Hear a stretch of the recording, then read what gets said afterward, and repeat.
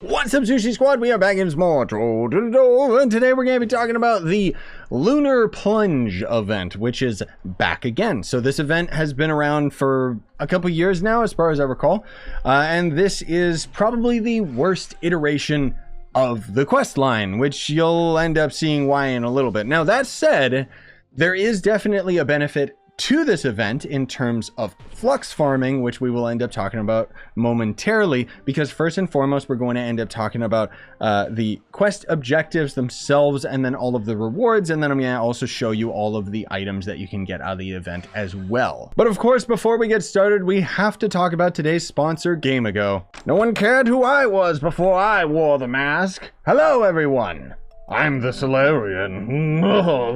So if you guys don't know, there's actually a Trove cosplay contest going on right now over on TikTok. There will be a link in the description for more details, but generally speaking, in that link provided down below, there's going to end up being a PDF of this mask that you can download, print it out. Normally it's in color. I don't have a colored printer, and you can end up paper crafting this very, very easily with glue, but I'm kind of not good at that kind of thing because I'm not in kindergarten, and so I used tape and staples. I don't mean to knock anyone that does paper craft. It's a really cool thing that I just don't have the patience for. But anyways, there's going to end up being a contest where you basically film yourself in public wearing the mask, and at which point you upload it to TikTok with the hashtag Trove cosplay, hashtag gaming. By doing so, you'll be eligible to participate in the contest, which nets you a sundered cash just for free. But first place is going to be chosen by the video that has the most likes by the time the event is over. They're going to end up winning 1,000 euros. Yes, you heard me correctly. And then second place is going to be chosen by a jury of GameAgo employees and influencers such as myself, and that person is also going to end up winning 1,000 euros. I sincerely don't know why they're putting so much money into this endeavor, but I mean, hey, I want to participate. I could use that money. The contest is going to end up having a closing date of August 28th, so you gotta get your uploads by then, with the winners being announced September 16th. Anyways, thanks GameAgo, and thanks you watching at home. Let's get back to the event video. All right, so with all that out of the way, let's talk about the first objective, which is to speak with the High Priest, Lunavic. Yes, that's right. There is religion in Trove now. It's canon. Kind of creepy. So even though this idiot's actually sitting in the hub, he's not the one that you're going to be talking to. You're going to be talking to a character that is in the Fey Forest, which is going to end up being just at the right at the spawn as soon as you end up getting in here. If the world would ever load. It's extremely laggy right now on PC anyways, but that's gonna be this guy right here. So all you gotta do is interact with him, and then you'll get a cleansed lunar drop. The next part of the quest is going to have you defeat 1-star dungeons in the Fey Forest, which is simple enough. You know, you just wander around, just blast dungeons left and right. But either way, you defeat 10 dungeons, and then you're going to end up getting another cleansed lunar drop. Generally speaking, that's going to be most of the rewards. And then they want you to find Towery in the Everdark or Everdank. There's actually a big bulk of the event is going to end up taking part in this area specifically.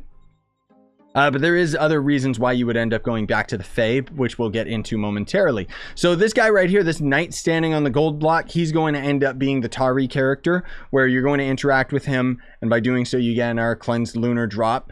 And then he'll give you the quest line to collect Tainted Lunar Drops. So that is going to end up being, if I can ever find any of them, there's one right there. There is a mod that I'm using that kind of highlights this item. It's an old mod from years ago, just because the lunar event is still using the same models. But one thing that's extremely annoying with these Tainted Lunar Drops is they're actually not a client-side drop. And what that means is that while I'm standing here talking about this item and explaining it, another player could just randomly come over here and grab this, and I wouldn't get it. You gotta go and collect 5 of those bad boys, which are just kind of scattered around randomly. Good luck getting them in this lag, at least on PC anyways. Console, I've heard it's a lot better. But you collect 5 of them, and then of course you end up gaining our cleansed lunar drop. And then they want you to feed hungry wolves. Now, this is where the quest kind of takes a really, really bad turn for the worse.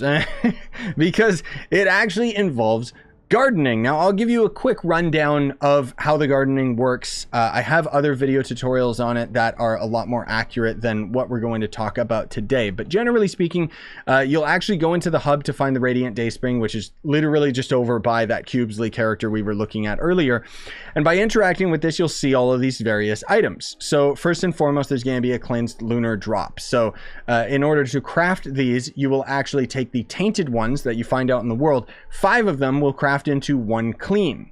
Okay, but the quest itself has actually been giving us clean ones throughout.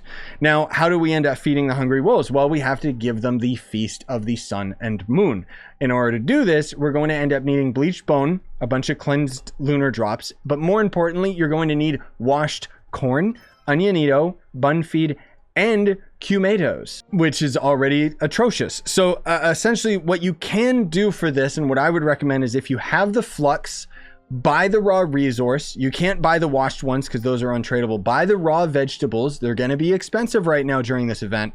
And then wash the amount of vegetables that you actually need, and then just sell any of the extra ones that you have. I don't recommend that you sell them yet because you're going to end up needing to craft quite a few of these. But essentially, if you don't actually want to end up buying these, or frankly speaking, don't have the Flux to get them, the way that you end up crafting them is quite atrocious, because the gardening profession, which anytime you end up crafting 1 item in the gardening profession, this will end up leveling up your total skill, allowing you to go to the higher tier, which requires a lot more resources to gather and so on and so forth. And yeah, it's really tedious. But you'll notice that some of these other resources up here, this is where Gardening 2.0 comes in, which was an update that they ended up doing a while ago, and nobody knows why, but okay, whatever. So in the green thumb, there's going to be the onionito, you know, and then a bunch of the other resources that you're going to need. Totter tates are here, Kumato seeds are here, and so on and so forth, right? So let's just say we need an onionito, right? So what we're going to do is we're going to end up crafting one of the seeds for these various other annoying resources, including concentrated compost, which requires a whole other bunch of unnecessary steps. So what happens when we plant it down? Well, we'll plant it down on the ground, and then we have to water it. And you can end up watering it in various ways. There are going to end up being watering cans and so on and so forth. And then once you do finally water it, this is actually one that I watered earlier while I was streaming the event. And once you've watered it, then you have to wait an allotted amount of time, and it's different per vegetable, before you can water it again. And on top of all of that, you can see right here, we have to actually water this plant 3 times. And every time you water it, you have to wait like 2 hours and 30 minutes. And that's just for the onionito. And then on top of all of that, you also need to wait for the stupid thing to grow. Let's move on. So you end up crafting some of these, and then I'm going to insert some footage. What you're going to essentially do is go into the Everdark, and then when you see these wolf enemies, some of them you can kill, and some of them will end up having a little hunger meter on top of them, where, you know, it shows like a little chicken bone or whatever, where it's like, I'm hungry. It's literally ripped from the critters that are over in the geode caves. And all you gotta do is just feed 10 of them. Now, you want to be very careful with the amount of meat that you end up crafting.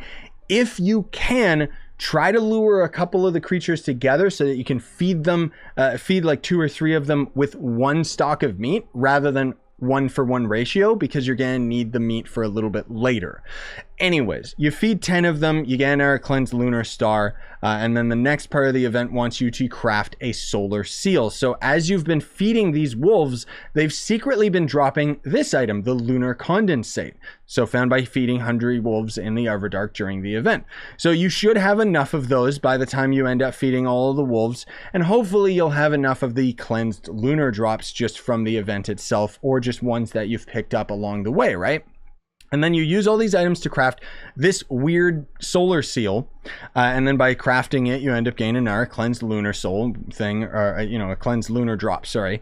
And then they want you to defeat an alpha. So again, I'll insert some footage. This is what the alpha looks like. You've probably already seen them at this point in the quest. They've just been wandering around in the Everdark. And what's going to happen is you're going to lure them nice and close to you. And then you're going to end up using that solar item that you ended up just crafting. And it's essentially going to end up having a small blast radius around your character that is going to end up removing the shield of the alpha, so that you can then end up destroying that creature. All right, so once you've done that, you'll end up getting the Woofy ally, which is going to be very important. We'll talk about that a little bit more in a moment. And then the probably the most annoying part is the last part of the event wants you to complete the Lunar Plunge dailies. So the dailies are actually going to end up being in 3 different locations. These are going to end up being the daily quests that you can end up doing for this event. So by completing that part of the event, you'll end up getting more cleansed lunar drops. However, let me just show you guys what the daily quests are in general. So there's going to end up being this same Fey NPC here, you know, in the Fey biome, and he's going to give you the same quest line where he wants you to defeat 10 dungeons in the Fey Forest, and you'll get a cleansed lunar drop for doing that as well. These again are the dailies, just to be a bit of a reminder. And then in the Everdark, they want you to, one of the daily quests is to defeat 5 alphas, which means that you need to have more of that item that is used to destroy the alphas, which means that you need to have more food to feed the wolves so that you can end up crafting the, you know, getting the item that is required in order to end up crafting the item that allows you to fight the alphas in the first place, right? So yeah, see, this is the lag that I'm talking about on PC. It's just, it's crazy right now. And then one of the other daily quests that these NPCs are going to give you is to feed 10 hungry wolves anyways. But thankfully, once that part of the event is done, that's actually already it. It's very, very lackluster at the end, where just suddenly it's like, oh, you're done. And now you don't need to do it anymore. So now we can talk about the extra flux farming methods that you can end up doing for the event. But before we get into all of that, I want to show you guys all of the items that you can end up getting out of the event. So there's going to end up being a couple different recipes that you can end up getting out of the daily crafting table thing. Let me actually just hop into our club world. I thought I could stay in the Everdark. I was trying to avoid moving back to the club just because of how laggy it is and how long it takes to warp to the world. But in the daily crafting table right here, there's going to be a tamed Shadowbound wolf, a tamed corrupt wolf, and then there's going to end up being a bunch of these recipes, right? However, if you guys are just getting into the game, if this is your first ever one of these events that you're doing, you're kind of out of luck. Over at Qubesly, you may have noticed, because you may have interacted with him, that he actually has a couple different items. So he's got a bunch of banners that is just for vanity mostly, but then he's got an ally, a mag rider, and a mount. And I will show you what all of these are, because I got these in previous events when these lunar drops were more common. Yeah, that's right. So they reused the resource this year, but they made it more tedious than last year's. The total amount, just to blow your guys' mind here, the total amount of cleansed lunar drops that you're going to end up needing is dependent quite literally on the tainted lunar drops you need. And unfortunately, it costs 5 tainted lunar drops to craft 1, as we mentioned. So you're going to need 684 of the tainted lunar drops. That's a lot of stars to just randomly run into out in the world and press E on. Other than that, you know, crafting these new items, people that have done last year's event items, you know, it's not going to end up being that big of a deal.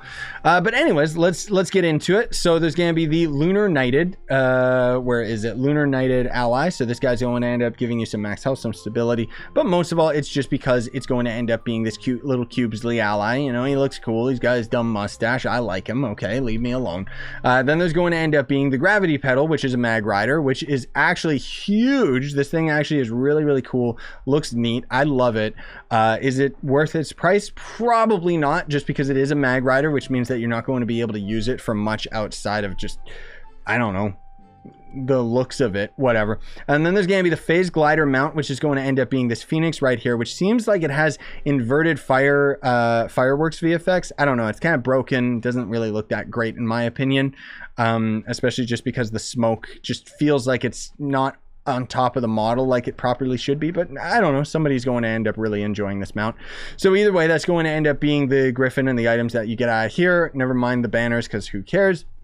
But then there's going to end up being the new items, which is going to be the Shadowbound wolves and so on and so forth, which here's going to end up being the tamed one, which, you know, it's a variant of the enemy. So I appreciate that. I always like when we end up having stuff like that. It looks like, I could be wrong, but it looks like we're slightly above the ground, doesn't it?